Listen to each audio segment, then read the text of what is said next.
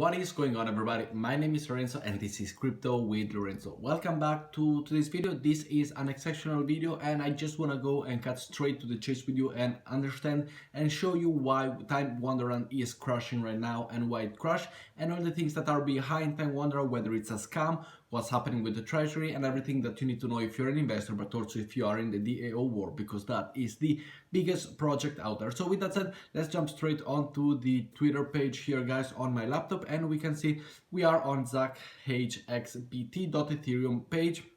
He has 115,000 followers and he's getting a lot of exposure recently because it did tweet out a conversation between him and Daniele SESTA, which is the founder of Time Wonderland token. So let's go and read it straight into it without any opinion. I just want you to know the facts. This needs to be shared. Ox SIFU is the co-founder of Quadriga CX. Michael Patrin.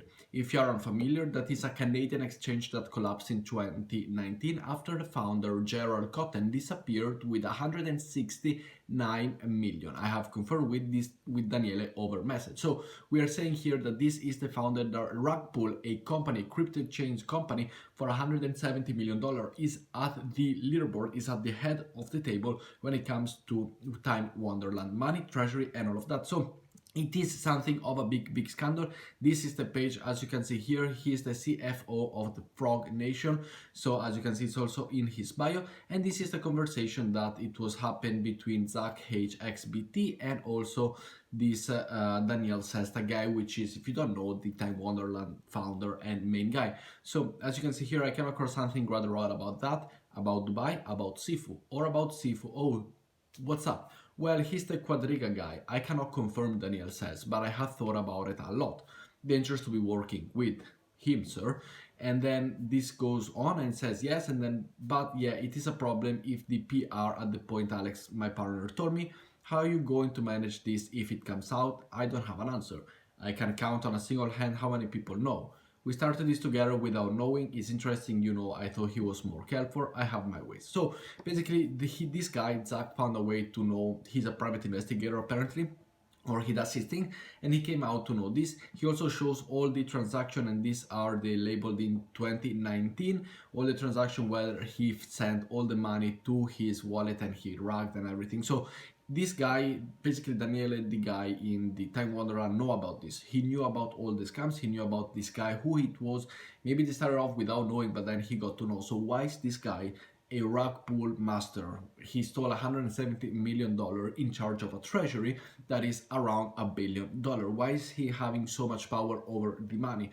In my point of view, it is not something that should be there. It is not something that should be happening to put a guy with fraud action, with arrest. He's been to jail. He's been convinced for a lot of years, month, whatever it was, pay charges, whatever. He was convinced by the law and for fraud and rug pull, whatever you want to call it. So why is this guy, a convicted guy in the court, why is he in the lead of Time Wonderland? Let me know down in the comments what you think about this. Of course, let me know what are your thoughts. If you have any more information, we're gonna go and keep on covering it because there are news coming out every day, every hour. There's something new coming out. So, but this is what the Twitter said. And we also have an article which we're gonna read together. But this tweet continues with there's 5 tweets in one. So he replied, then he replied. The second one is, prior to Quadriga, Michael helped run an identity theft ring called Shadow Crew, in which he later pledged guilty to. While Daniele insists if it is fine, he puts both his rep on the line, along with, most importantly, all the money people have deposited in his protocol at least. I feel it. I don't know what to do. I feel like he's a good man. Spent a lot of time with him recently. Do you think I should just give him slowly out? But yet it's my highest risk to my reputation. That's why my PR security manager told me, you're willing to put your entire reputation on the line and also risk everyone's money? No, I'm not. Well, that's what you're doing. Number 3, I never would have expected this, but cannot sit on it any longer, especially after the event experienced earlier this week with Time. And this is the other tweet that he did, labeled it in 2019, where he shows the contract address, and here that it was transferred Michael Patrin from to SIFU Ethereum 206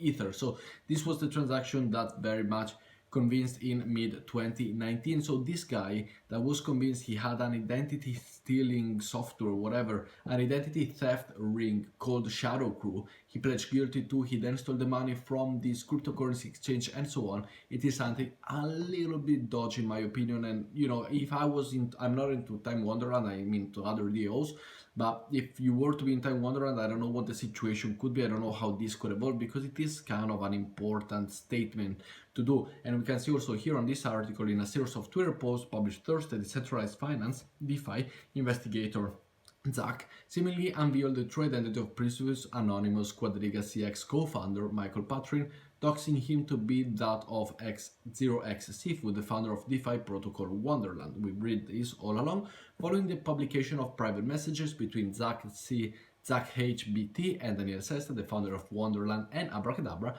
SESTA tweeted his perspective on the case, stating that I have no bias about X0X SIFU. He has become a friend and part of my family, and if my reputation or judgment will be hit by his talks, then be it. A recent Mirror.xyz blog written by SESTA reveals that he became aware of SIFU's career background just 1 month ago, but decided to maintain his role as treasury manager based upon principle of second chances. However, following passionate public advocacy in response to his tweet this morning, SESTA took a moment to reflect upon the situation and concluded that I have decided that he needs to step down till a vote for his confirmation is in place. Wonderland has the say to who manages treasury, not me or the rest of the Wonderland team. So he knew about the situation, he knew it for a month now, but he still gave it a second chance, which I understand, I agree on, and I'm totally for it. But the good thing is that he does step down, or he already did, and then there will be a voting community, whether for, you know, Wonderland time holders, you will be able to make a vote in the, you know, if you have your wallet logged in and you go Time Wonderland in your wallet, you will be able to go and also take part in this community, take part in the vote, which is something good. But you know, no matter what, his identity, second chances, 100% completely understand, but he should not be there. This guy should not be there. Somebody that steals millions of dollars, $170 million, and run away and goes to India apparently with all this money, and then does another thing. And also he did sign up to a website that basically it was called reputation.ca or something like that, you know, around those lines. Basically, it's a website that makes fakes article, makes fakes videos, and fakes everything to help you boost your reputation. So it is a little bit of a dodgy person. If I had the possibility to vote, for me it's a straight no. If I was the CEO of Time Wonderland, he's out, completely out in my opinion. But that, you know, this is what is going to happen. On January 9th, SESTA declared his bullishness on project, in which the founders and team revealed their personal identity, stating that Docs team's tokens will outperform anyone. Pay attention. This is common thing witnesses the DeFi and non-fungible token space to support the evolution of the brand from a purely web dimensional entity to a global physical and digital interactive community. Wonderland emerged in the space and so on, and here it just says that related Quadriga CX co-founder Michael Patrin is actually convinced criminal Omar Danami, so his real name, Omar Danami, then he went to change it. The Quadriga CX saga began following the untimely passing of Gerard Cotten, the co-founder of Canadian-based cryptocurrency exchange in 2018 December. In the days that follow, allegations emerged that in excess of $145 million of customers' funds were misplaced, with the team citing an inability to locate the encrypted password to the cold storage wallet.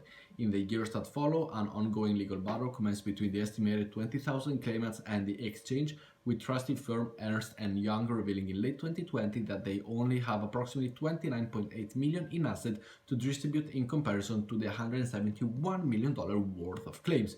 The story sparked, so on, and production by giant Netflix, which has recently announced a documentary film dramatizing the mystery surrounding Cotton's death and subsequent financial fallout in the works.